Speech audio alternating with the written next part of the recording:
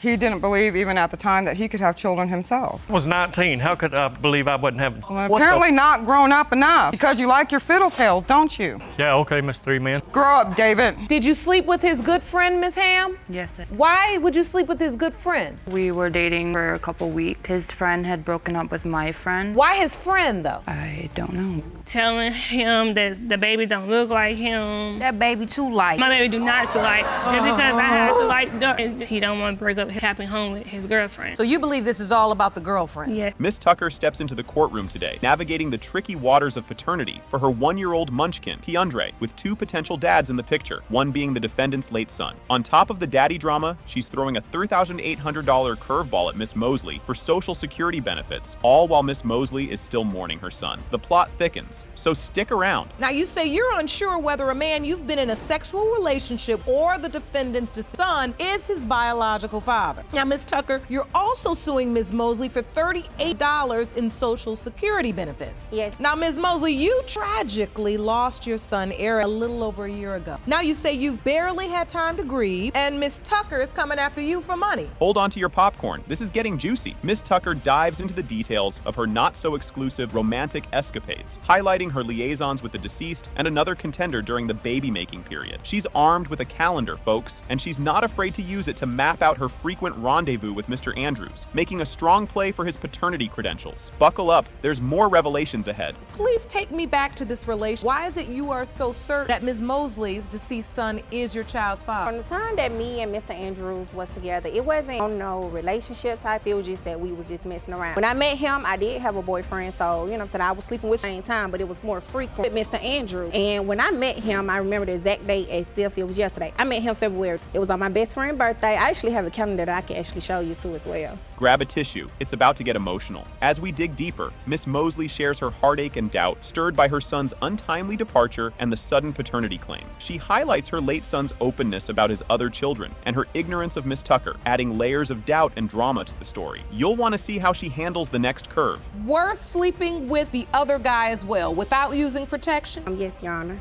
Is there any possibility, any at all, that your son could be the biological father? Your Honor, I'm here today for Aunt. I tragically lost my son, my best friend. I wear him on my heart every day, everywhere I go. And I just come to court today for answers. You might need a scorecard for this one. The court sifts through the tangled web of relationships and hearsay. Miss Tucker admits to juggling lovers, and Miss Mosley learns about the pregnancy from a chatty friend, showcasing a festival of miscommunications and personal vendettas influencing the paternity circus. Keep your eyes peeled. The emotional roller coaster is just picking up speed. Because he told me I was pregnant before I even went into Mr. Andrews. Mr. Andrews. So, Miss Mosley, did he tell you anything? My son told me nothing. I found out of Miss Cleo Tucker's pregnancy. His friends called me Auntie, and he said, Auntie Vonda, no, Cleo is about to give birth to Eric's child. And I was like, who is Cleo Tucker? Ready for the climax? The suspense builds as the DNA test looms, with both camps pitching their tales of woe and defense. Miss Tucker lays out the financial and emotional tolls of her pregnancy and post-birth challenges, while Miss Mosley clings to skepticism, wary of another emotional whammy. The DNA results are about to drop. Don't go anywhere. It has been determined that Mr. Andrews is the biological father.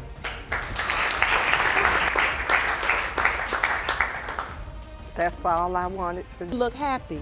I still have a piece in Keandre.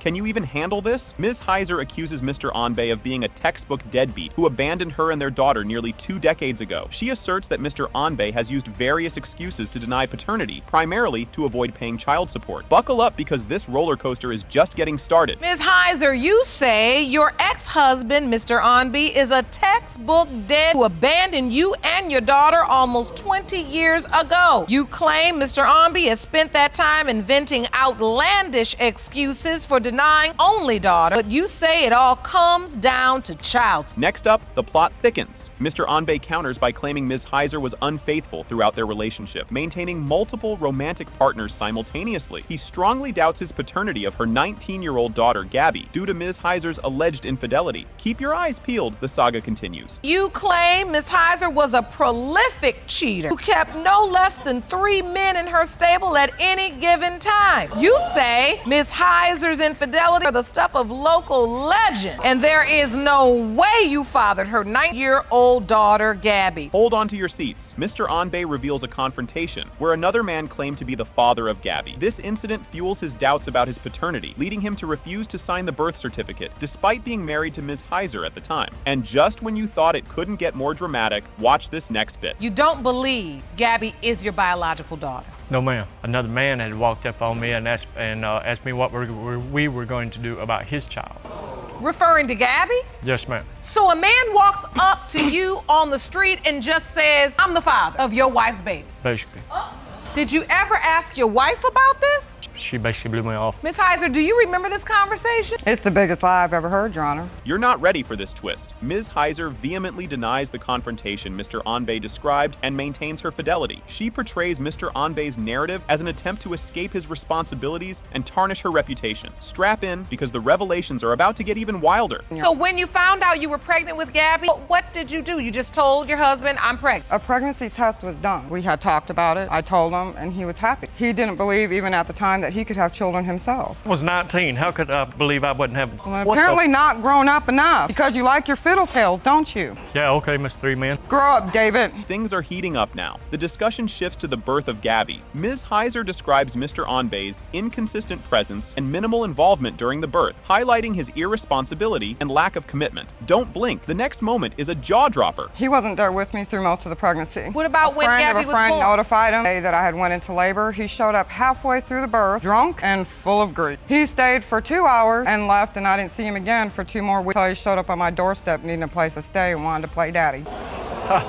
So, Mr. Onbe, did you go back home after you came and saw No, Gabby ma'am. in the hospital? No, ma'am. Did you catch that zinger? A heated exchange occurs over the birth certificate. While Mr. Onbe claims he never signed it, it's revealed that his name is listed because of their marital status at the time, which legally acknowledges him as the father under law. Next up, the tension hits a boiling point. I wasn't signing the birth certificate because I already knew once you signed the birth certificate, you are the father, and I had doubt of me being the father due to the conversation me and this other guy had. You're a you were- liar. Yes, you did. But you were married Show at the me time. then. They have a copy of the birth certificate. Where's that? The court does have a copy of the But birth you don't have my certificate, signature on it. But your name is on it. But not by a signature, Your Honor. But you have to understand, your name is clearly listed, Mr. Onbe, because you were married to Ms. Heiser at the time. Here comes the heartache. Gabby shares her personal experiences, expressing how Mr. Onbe was absent for most of her life, including significant childhood events. Her testimony paints a picture of neglect and emotional absence from her supposed father. What she reveals next will tug at your heartstrings. He was never really been in my life. My 5-year-old birthday party, he showed up to it for about 10 minutes. He left, told me he was going for a toy, didn't show back up with this toy, and didn't see him for years later, So he came to your 5th birthday, 10 minutes, and told you, I'm gonna go get it, and never came back. Never came back, never For messaged years? me, never talked. Years. I didn't see him for years. Feeling the feels yet? Gabby discusses the emotional impact of growing up without her father's presence, highlighting the resentment and sadness caused by his absence at key moments in her life. Brace yourself. The emotional roller coaster is about to take another dip. I think about how he could have been the one being there.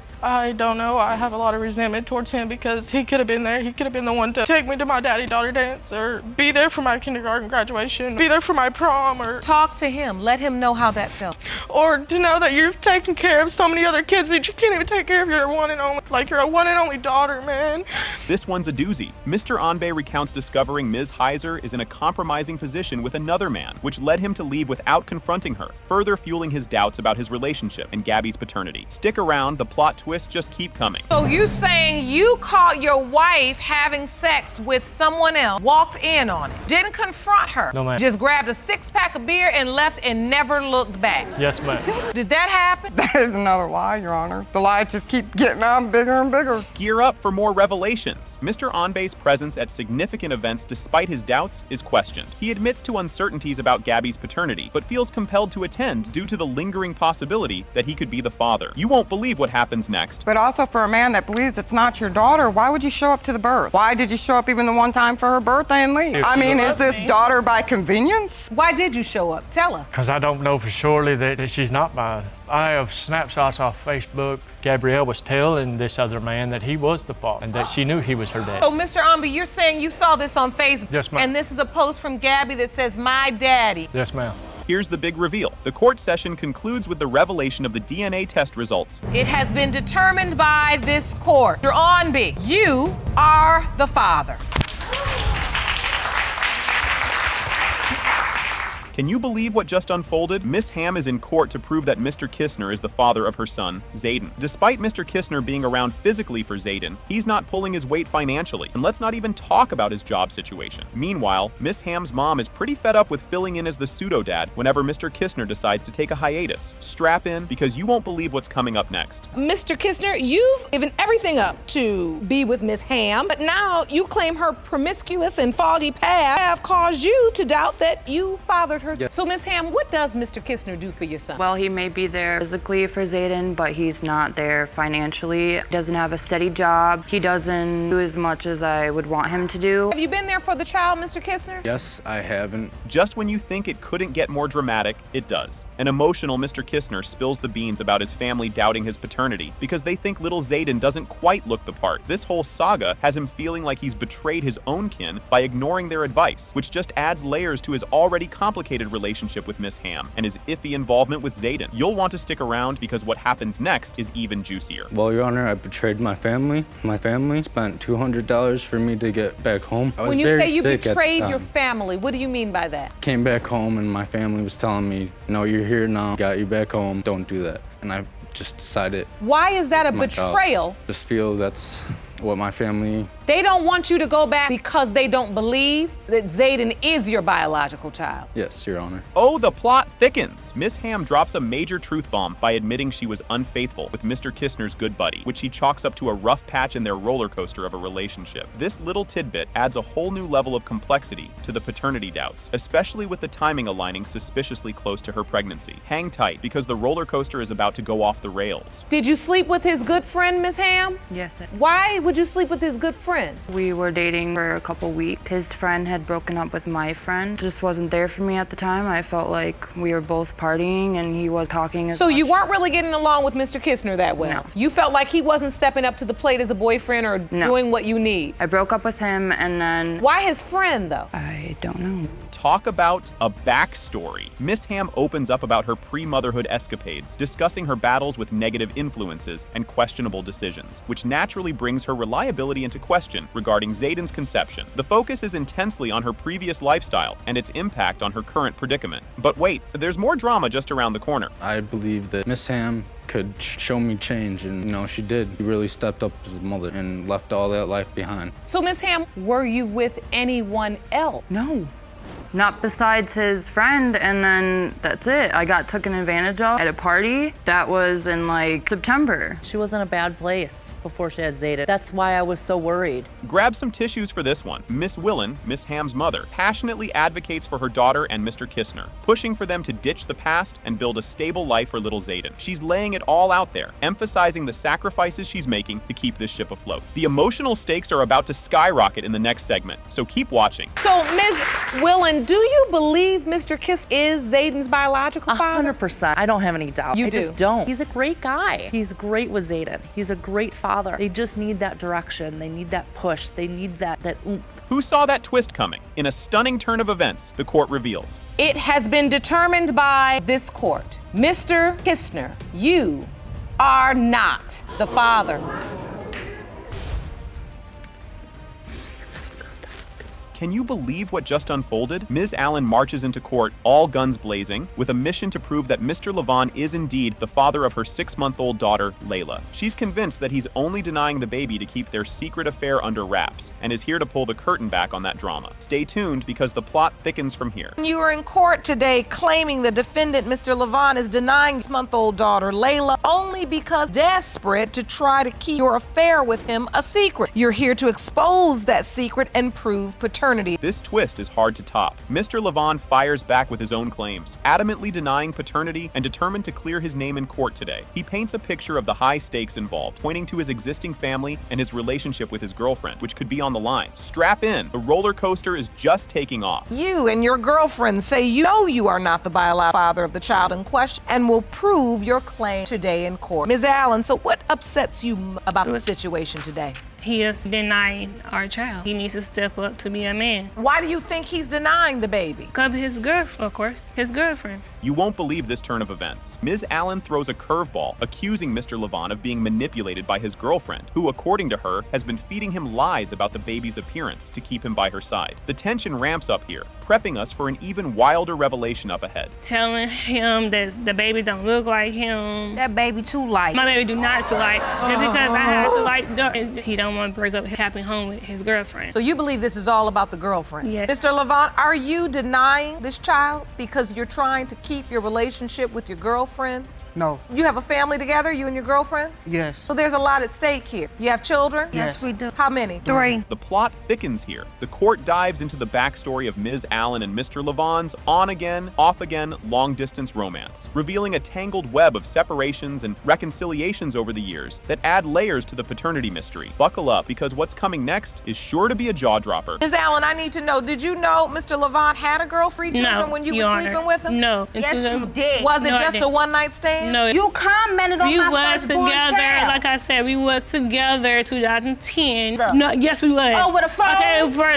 the off, phone, okay, I child. wasn't talking to you. So wait a minute, I want to understand the nature of this relationship, It was Ms. Allen. it was a long So it was a long-distance relationship. You lived in one state, he lived in another? As if things couldn't get more tangled, Ms. Allen whips out a calendar as her ace, marking the dates of their alleged trysts to tie them to her pregnancy timeline. Mr. Levon contests her claims, pointing out timing inconsistencies that don't quite match up. Keep your eyes peeled. The stakes are about to get even higher. We did But what you we did. contacted Like I me in said, that week. We did in 2015, and I got the proof that you know that when we did it. You have proof? Yes, I do. I'd like to. So this is a calendar you brought. Yes, that we. So on this calendar, you claim you were intimate with Mr. Levon on the 27th of December. Yes. Just when you think you've seen it all. The emotional stakes are laid bare as Ms. Lanier, Mr. Levon's current partner, reveals the fragility of their relationship, hinging on the results of this paternity test. The tension in the room could be cut with a knife. Brace yourself. The emotional fallout from this is up next. He actually just delivered our last child in February. You just had a child in February. Yes. Now, if this child, Ms. Allen's child, turns out to be your boyfriend's biological child, is this relationship going to withstand No, it's not. this development? No, it it's won't. not. So you're saying if this ends up being your boyfriend's biological child, the relationship is over? Yes. This revelation is a game changer. A series of supposedly heartfelt text messages from Mr. Levon to Ms. Allen are brought into the light, professing love to little Layla. But Mr. Levon calls foul, denying their authenticity and sparking even more fiery debates about their past relations. The next segment promises more twists. Don't miss it. You just want to break up a No, I happy didn't. home. So, You've been trying to break us up no, since wait. day one. No, I didn't. Your man decided to cheat on you.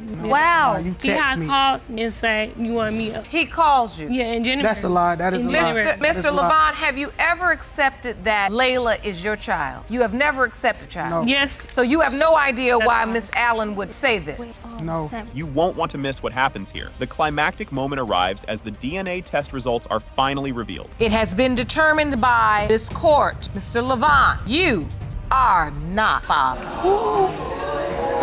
Yeah. Yes.